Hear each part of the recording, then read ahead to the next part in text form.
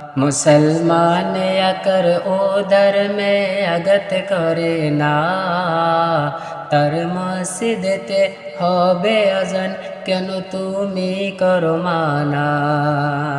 মুসলমান अकर ও ধর্মে আগত করে না, তার মসজিদেতে হবে আজান, কেন তুমি করো মানা।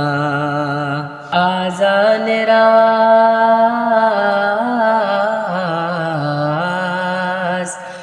আজানের আওয়াজেতে যদি শব্দ দূষণ হয়, তবে যানবাহন গাড়ি ঘোড়া কেমনে চলিবে ভাই।